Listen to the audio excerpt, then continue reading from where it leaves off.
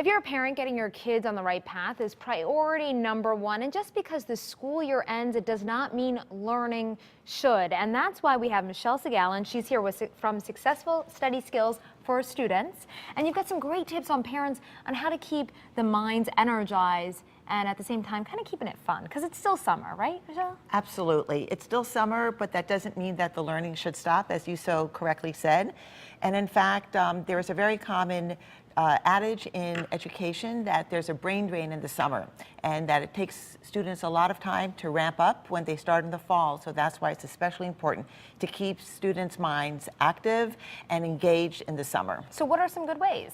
Well, they can help plan a trip, for example. If you're going on vacation, you can have them look at maps. You can have them use a planner to figure out how long it will take you to get from A to B. And these are all good categorization and time management skills. So even though you're going on a vacation, there are ways to kind of keep that mind fresh and, you know, educating them about the place that you're going, and then maybe create some games, maybe? Absolutely. Memory games are wonderful.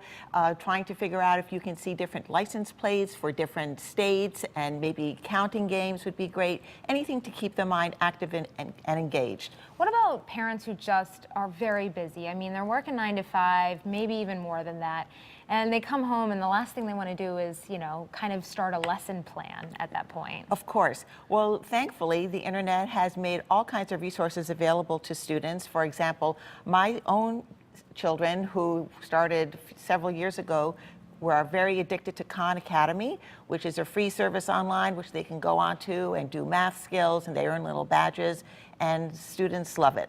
And Study Skills for Students, what is that, and how did you start it? Well, we started about 5 years ago with a group of very committed, passionate educators. When we noticed that at the end of, or rising 6th graders and 9th graders, or middle school and high school students, really had a tough time transitioning into middle and high school. So myself and these wonderful educators put together an evidence-based program that students can participate in workshops, usually after school in the summer during the day, and they can learn how to study, how to manage their time, how to plan what they need to do, how to study for a test, how to organize their materials, and so forth. And where are you based? Well, we're Southport based, but we offer our workshops all over. Fairfield County, Westchester, lots in New Haven County, and even into Hartford County. And what kind of workshops are there? Everything from reading to math?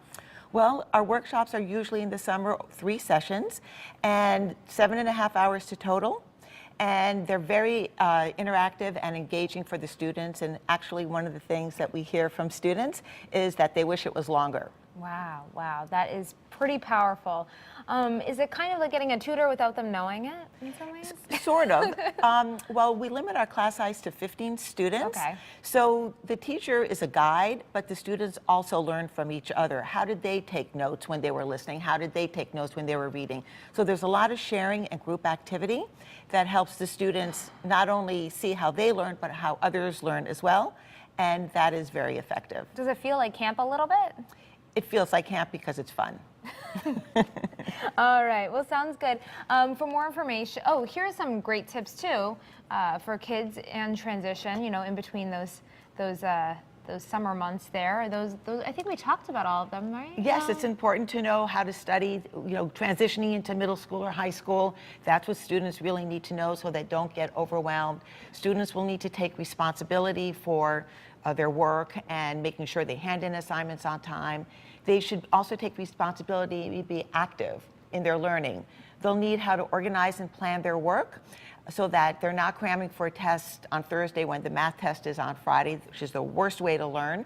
And time management, of course, is I think that's key. something we all struggle with a little bit. I mean, I don't know if I've ever really gotten that down. Well, it's surprising how many parents have asked us to do a workshop for them. There you go, see? Kids, adults, all learning together. I love it. Thank you. I love it. Well, thank you so much. And by the way, you look lovely today. Well, thank I you. like the blue. You too. Great minds think alike. Exactly. All right, Michelle Segallen, so great to have you here. Thank you so much. Thank you, Stephanie. Hey, still to come here on Good Morning Connecticut. Of course, you can always get more information at WTNH.com.